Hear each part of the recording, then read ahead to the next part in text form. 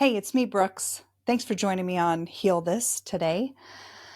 Thank you for all of your support, and thank you for taking the time to listen to what I have to say and for all of your ideas and thoughts. I really appreciate you. I have a lot of people ask me about how to figure out their purpose in life. All of us share a purpose, and I believe that is our number one purpose, and that is to exist, to learn and to have experiences and to learn about ourselves and to level up. That is our number one purpose. We also have a different purpose in the different seasons of our life. So, for instance, when we're small, our purpose is to be a kid and to go to school and to play and to use our imagination and to just experience life as a child.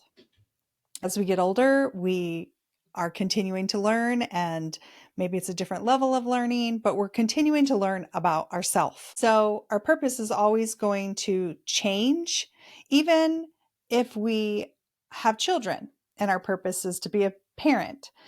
That purpose changes as our children change and evolve and grow up. So what I like to ask is, Source, please help me. Show me how I can know what my purpose is in this season of my life. And that usually starts with me asking you, do you know who you really are? Have you figured out who you are up until this point? And who is your true authentic self? What is your true authentic self? It is who you are on a soul level at your core. So it would not be any of the things that are titles or degrees or certifications. It would be something like, I am a teacher. I am a student. I am a healer. I'm a translator. I am a peacemaker. So really sitting with yourself and asking, who am I? Who is my true authentic self? Gina Palmieri, on one of the past episodes that I did, she said, I like to suggest to my clients that they figure out who they are at their factory settings. You know, who do we come into this world meant to be? Before we got told we are not that, or how to do it different. So really just tuning in and listening to who that is. And it can be easy to figure out who that is when you think about who you were as a child and what made you excited or happy, what you were interested in, what your passions were. And that is the second part of a purpose. It usually revolves around something that you are very passionate about. Feeling this drive and this call and this excitement to work on this purpose that you're looking for, it usually stems from something you're very passionate about. And it could be something that you've never even done before. So you're just observing it and you're getting very passionate about it. And so you want to put more effort into it. And as you do that, you can understand more what your purpose is. So, what lights you up? What gets you excited? What are the things that are calling you? What are the things that you start seeing everywhere and you think, oh, I want to do that? This makes me very excited and happy. You're finding joy when you're doing this. This is leading you to your purpose. It doesn't mean that your purpose is easy. It doesn't mean that you're going to find your purpose without having any trials or roadblocks.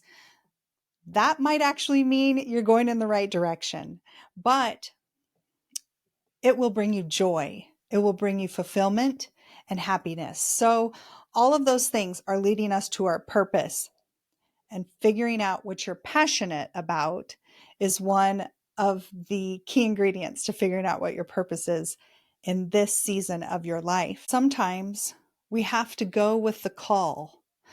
We hear it calling us. It makes sense. We're going to do it.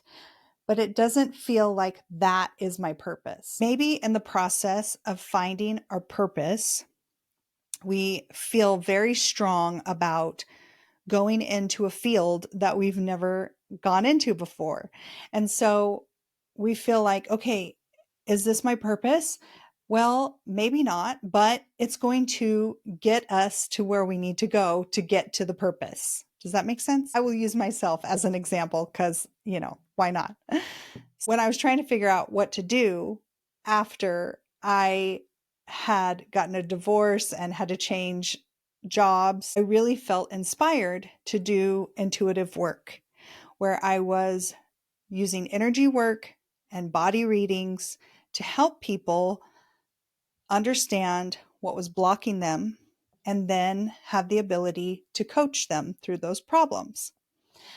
And one of the modalities I learned was Reiki. And Reiki is a spiritually guided healing modality. When I decided to pursue Reiki, I also decided to get a massage therapy license. When I started doing massage, I knew I would enjoy it, but I didn't know that as I went into this career that I would learn so much about myself and I would really start this healing journey because I would receive messages for people. And when I did that, I would learn so much about healing. As I stepped into doing massage therapy, I actually realized that using my intuitive gifts and learning to support those gifts with talents and skills would help me to help more people in a larger way than doing massage. So massage is that body element of the mind, body, soul, that holistic healing, and doing any kind of body work where we are moving and we're moving lymph and we're moving energy and we are manipulating muscles. We are healing the body. Through massage, we are helping the body heal. But a lot of times, while someone is receiving massage, they will have emotions come up or they'll have thoughts come up that they were really stuck and blocked. And now they're feeling like they can process these thoughts and emotions. It's very fulfilling to know that because I decided to step into this call that I had to do massage, I'm learning more about intuitive work and understanding emotions and how they're trapped in the body and how low vibrations attract other low vibrations. So just putting all of that into practice has helped me to figure out a different purpose, another level of my purpose. And I wanted to express that when you are looking for your purpose, you are tapping into what are you passionate about? And then you want to understand what are your gifts and talents. So know the difference between a gift and talents and skills. Now, a gift comes very easily to you.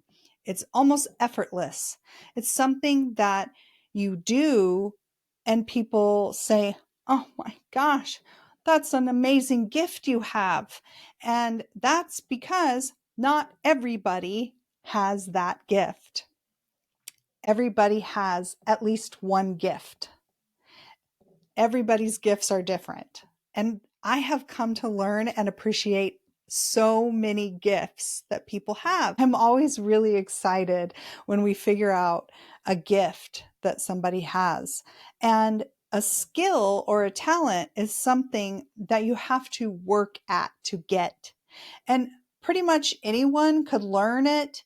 It might take longer for some people than others, but understand what your gifts are and the difference between your gifts and your skills and talents, and spend a lot of time on your gifts.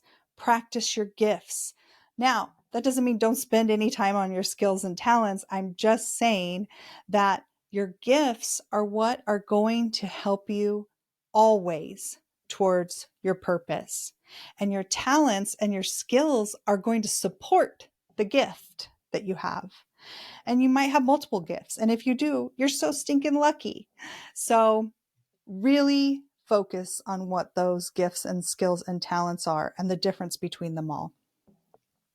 I just would encourage you to really sit with all of those ideas. Your purpose in this season of your life. What am I excited about? Who am I? Your true authentic self, your passions. What are you passionate about? As you take those first steps and really devote time and energy to the things you're passionate about, with the idea that you're going toward your purpose in this season, start noticing what comes up for you and start noticing your gifts, your talents, and your skills. And it's always really helpful to always ask, coming from a place of love, knowing that what you're doing is going to help your progression in this life and to help others, to benefit yourself. Again, we only really have one true purpose, and that is being here, being in the moment, finding joy, finding love, being happy, having experiences, learning from them, and leveling up. So all of the little added on purposes are those that we decide to really put our focus on.